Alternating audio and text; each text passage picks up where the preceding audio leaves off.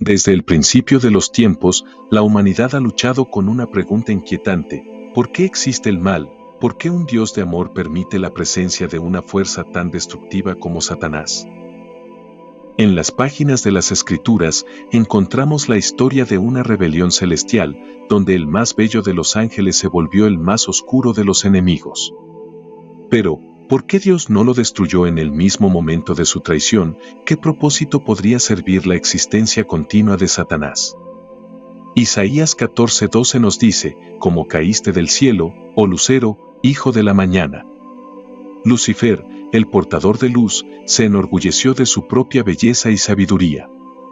No contento con su lugar en la creación, se levantó contra su creador, arrastrando consigo a una tercera parte de los ángeles en una rebelión cósmica.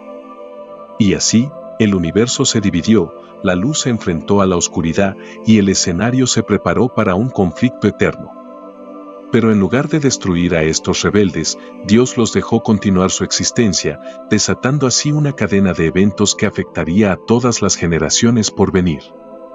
El silencio de Dios ante esta rebelión ha desconcertado a los creyentes y eruditos por siglos. ¿Por qué un Dios omnipotente no erradicaría inmediatamente a estos agentes del mal? ¿Qué propósito divino podría estar sirviendo al permitirles continuar con su obra destructiva? Quizás, el verdadero propósito de Dios está más allá de nuestra comprensión inmediata. Quizás, en su infinita sabiduría, Él ve lo que nosotros no podemos ver. Acompáñanos en este viaje a través de las Escrituras mientras desentrañamos uno de los mayores misterios del universo: ¿por qué Dios no destruye a Satanás y a los ángeles caídos? El libro de Job nos muestra que incluso Satanás tiene que pedir permiso a Dios para actuar. ¿Qué significa esto? ¿Qué nos dice sobre el verdadero poder detrás del trono?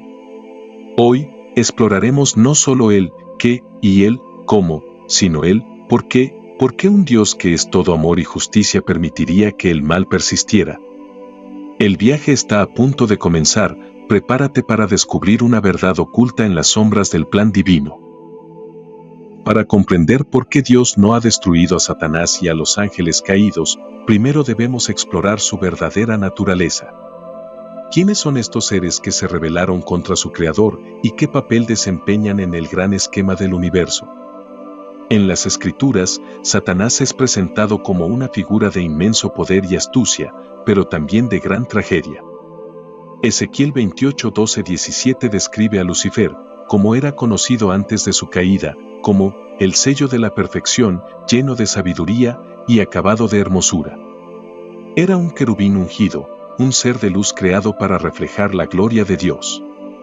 Sin embargo, en él surgió el pecado más antiguo y destructivo: el orgullo. Este orgullo llevó a Lucifer a desear el trono de Dios, a querer elevarse por encima de su propio Creador. No contento con su posición, conspiró para derrocar a Dios, arrastrando consigo a una tercera parte de los ángeles en su rebelión. Estos ángeles, que una vez sirvieron en la presencia divina, se convirtieron en los demonios que conocemos hoy, esparciendo el caos y la corrupción en el universo. Pero, ¿por qué Dios no los destruyó inmediatamente? Para responder a esta pregunta, debemos considerar la naturaleza misma de estos seres. Lucifer y sus seguidores no son meras criaturas físicas, son seres espirituales, entidades que existen en un plano diferente al nuestro. Fueron creados con libre albedrío, una capacidad que les permitió hacer una elección consciente, seguir a Dios o rebelarse contra Él. El libre albedrío es un don poderoso y es fundamental para el propósito de la creación. Dios no deseaba autómatas, sino seres capaces de amar y obedecer libremente. Pero con este don viene la posibilidad del rechazo, y en el caso de Lucifer, esta posibilidad se convirtió en realidad. El pecado de Satanás no fue una simple transgresión, fue una completa inversión de su naturaleza como ser de luz. Es crucial entender que el poder de Satanás no proviene de su propia esencia, sino de su posición como un ser creado por Dios. Aunque es poderoso, su poder está limitado por el permiso de Dios. Satanás, en su rebelión, no pudo arrancar ese poder de Dios, ni pudo destruir su esencia divina. Pero en su odio hacia el Creador, Ha utilizado este poder para intentar subvertir el orden divino en cada oportunidad que se le presenta. Los ángeles caídos, como su líder, son seres espirituales con poder y conocimiento vastos, pero corrompidos por su rebelión. Su misión desde la caída ha sido pervertir la creación, tentar a la humanidad y resistir la obra de Dios. Sin embargo, a pesar de su poder, no son iguales a Dios. Su existencia y sus acciones, aunque malignas, están bajo la soberanía de Dios. Entonces, ¿por qué Dios no los destruye? Quizás, la respuesta no reside simplemente en su naturaleza, sino en el propósito que Dios tiene para el mal en su plan eterno. Al permitir que estos seres continúen existiendo, Dios está demostrando que incluso el mal, en su máximo poder, está sujeto a su autoridad. Pero esto es solo el principio. Para entender realmente por qué Dios ha permitido que Satanás y sus ángeles caídos sigan actuando, debemos explorar las profundidades del plan divino. Sigamos adelante, pues lo que descubrimos aquí es solo una parte del vasto y misterioso plan de Dios. Un plan donde cada ser, cada evento y cada elección tiene un lugar específico, diseñado para cumplir un propósito mayor. El misterio de la presencia del mal en el universo es más complejo de lo que parece, y la respuesta se encuentra en la misma esencia de la justicia y la misericordia divinas. Para entender por qué Dios permite la existencia continua de Satanás y los ángeles caídos, debemos profundizar en el propósito divino. La clave de este enigma radica en la soberanía de Dios y su plan eterno, un plan que abarca no solo la creación, sino también la redención y la restauración del universo. Dios, en su infinita sabiduría, no creó el universo como un mero espectáculo para ser contemplado pasivamente. Desde el principio, la creación fue diseñada para revelar su gloria, su justicia, su amor y, sorprendentemente, su capacidad de redimir.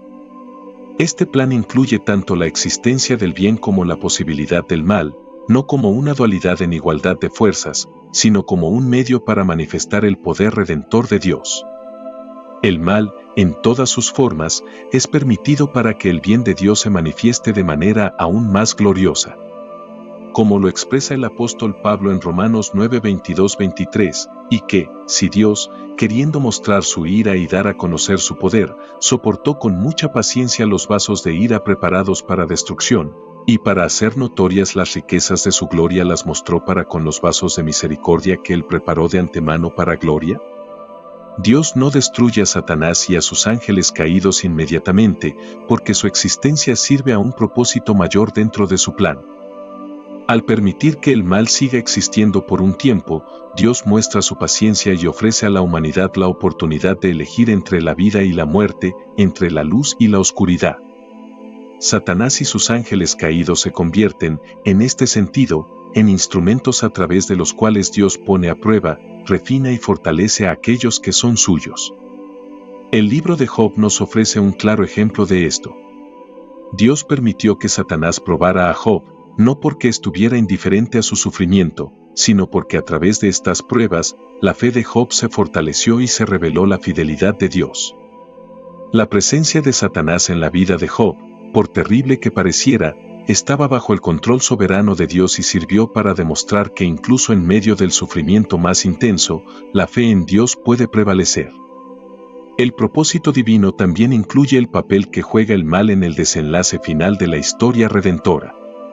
Dios tiene un plan maestro que se extiende desde la creación hasta la consumación de todas las cosas. Satanás y los ángeles caídos son parte de este plan, aunque no como agentes independientes, sino como seres cuyo mal será finalmente utilizado para cumplir los propósitos de Dios.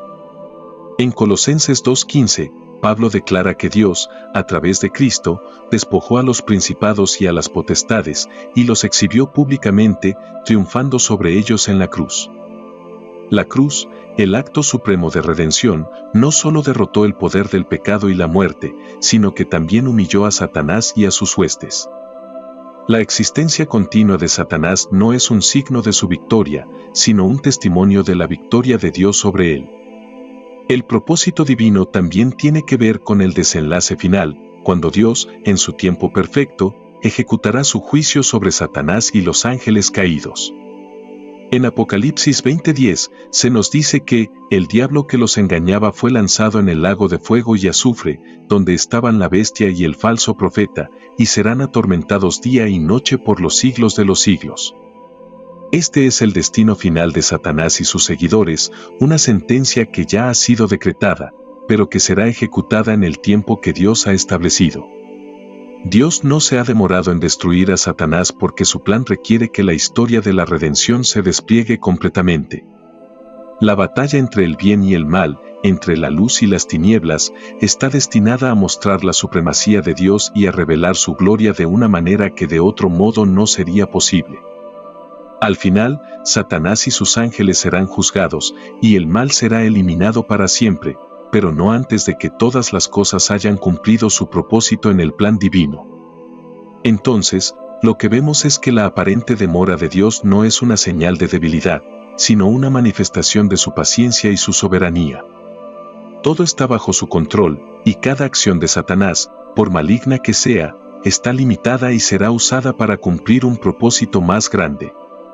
En el próximo capítulo de este viaje, exploraremos cómo este plan divino se entrelaza con la justicia y la misericordia de Dios, y cómo estas cualidades explican la existencia continua del mal en el mundo.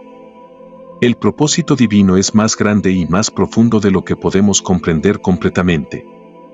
Pero a medida que seguimos explorando, descubriremos que, en última instancia, todo apunta a la gloriosa verdad de que Dios es soberano, y su plan, aunque misterioso, es perfecto. A lo largo de la historia de la humanidad, una pregunta ha persistido en la mente de los creyentes: ¿por qué no actúa Dios inmediatamente contra el mal? ¿Por qué permite que Satanás y los ángeles caídos continúen su obra de destrucción y tentación? La respuesta se encuentra en el carácter de Dios, en su justicia perfecta y en el inevitable juicio final que se avecina. Dios es justo. Esta es una verdad fundamental que atraviesa toda la Escritura. Pero, ¿qué significa que Dios es justo? La justicia de Dios no es simplemente una cualidad abstracta, es una fuerza activa que garantiza que cada acción sea juzgada con perfecta equidad. En Deuteronomio 32:4, se nos dice: Él es la roca, cuya obra es perfecta, porque todos sus caminos son rectitud, Dios de verdad, y sin ninguna iniquidad en él, es justo y recto. Esta justicia significa que Dios no puede pasar por alto el pecado, ni siquiera el más pequeño. Todo mal, toda transgresión, debe ser enfrentado y rectificado. Pero esta justicia también está inseparablemente unida a la paciencia divina. Dios no se apresura a ejecutar juicio, en su misericordia, da tiempo para el arrepentimiento. Esto es evidente en 2 de Pedro 3:9, donde se nos dice que el Señor no retarda su promesa, según algunos la tienen por tardanza, sino que es paciente para con nosotros, no queriendo que ninguno perezca, sino que todos procedan al arrepentimiento. Sin embargo, la paciencia de Dios no debe ser confundida con indulgencia. El juicio vendrá, y cuando lo haga, será final e inapelable. La Biblia es clara en cuanto al destino de Satanás y sus ángeles caídos. Su existencia actual, aunque permitida, está destinada a culminar en un juicio severo y eterno. Este juicio no es una cuestión de si sucederá, sino de cuándo. En el libro de Apocalipsis, la visión del juicio final es contundente y aterradora. Apocalipsis 20:10 declara que el diablo que los engañaba fue lanzado en el lago de fuego y azufre, donde estaban la bestia y el falso profeta, y serán atormentados día y noche por los siglos de los siglos. Este lago de fuego no es simplemente una metáfora, es la representación del castigo eterno, un lugar de tormento incesante que refleja la justicia perfecta de Dios. El juicio final no es solo un acto de retribución, es también la culminación del plan redentor de Dios. Al juzgar a Satanás y a sus ángeles caídos, Dios no solo afirma su justicia, sino que también restaura el orden en el universo. El mal será completamente erradicado, y la creación será liberada de la corrupción que ha sufrido desde la caída. Romanos 8:21 nos da una vislumbre de esta restauración cuando dice que la creación misma será libertada de la esclavitud de corrupción, a la libertad gloriosa de los hijos de Dios. Este juicio también es una declaración poderosa de la soberanía de Dios. Satanás, quien alguna vez fue un querubín lleno de luz, y sus ángeles caídos, que se rebelaron con él, serán finalmente sometidos a la autoridad de Dios de manera absoluta. Este juicio final mostrará que, aunque el mal pudo operar con cierta libertad durante un tiempo, nunca estuvo fuera del control de Dios. Para la humanidad, este juicio también sirve como un recordatorio solemne de las consecuencias de la rebelión contra Dios. Aunque Satanás y sus ángeles caídos enfrentan un juicio seguro, la Biblia advierte que aquellos que rechacen la gracia de Dios también serán juzgados. Jesús mismo advierte en Mateo 25:41 que en el juicio final, aquellos que no siguieron sus caminos serán echados al fuego eterno preparado para el diablo y sus ángeles. El juicio final, entonces, es una parte integral del propósito de Dios, no solo para Satanás y sus ángeles, sino también para la humanidad. Es la culminación de su plan de justicia, donde cada cuenta será saldada, cada pecado será enfrentado, y cada ser creado será puesto en su lugar justo. Este juicio no es una amenaza vacía, es una realidad futura que nos llama a reflexionar sobre nuestras propias vidas y decisiones. Dios no destruye a Satanás y a sus ángeles caídos de inmediato porque su justicia requiere un proceso completo, un juicio que abarque toda la historia del mal y que demuestre su autoridad sobre toda la creación. Cuando ese juicio finalmente llegue, será un momento de justicia perfecta, donde la gloria de Dios será manifestada plenamente y el mal será eliminado para siempre. A medida que avanzamos hacia el desenlace de esta exploración, veremos cómo el juicio final no solo reafirma la justicia de Dios, sino que también revela la profundidad de su misericordia. Dios, en su infinito amor, ofrece a la humanidad una salida de este juicio, un camino hacia la redención.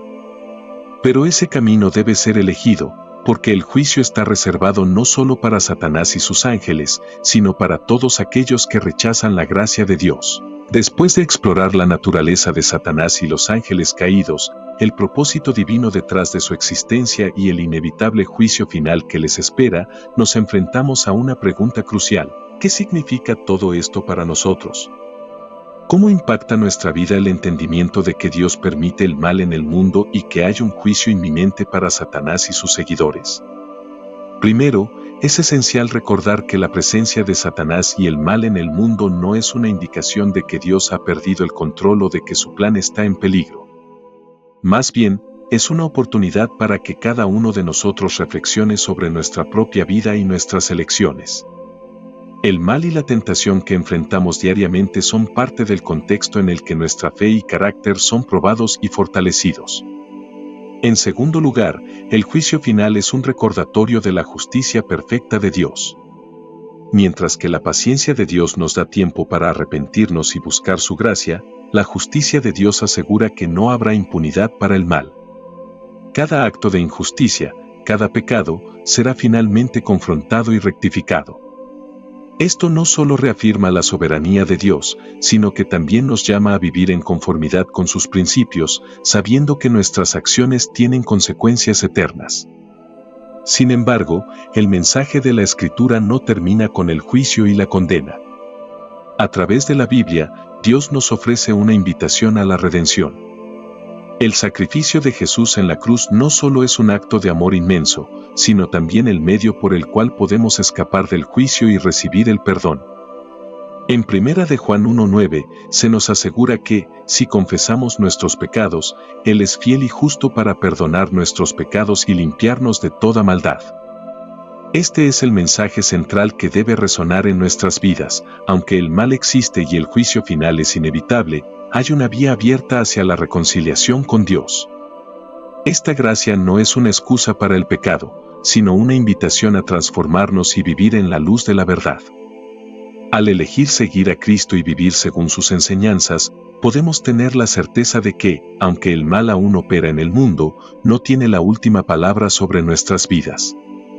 Por lo tanto, al considerar la pregunta de por qué Dios permite que Satanás y los ángeles caídos continúen su existencia, y por qué no se lleva a cabo el juicio final de inmediato, entendemos que este tiempo presente es una oportunidad para que cada uno de nosotros elija el bien, busque la verdad y se alinee con el propósito divino.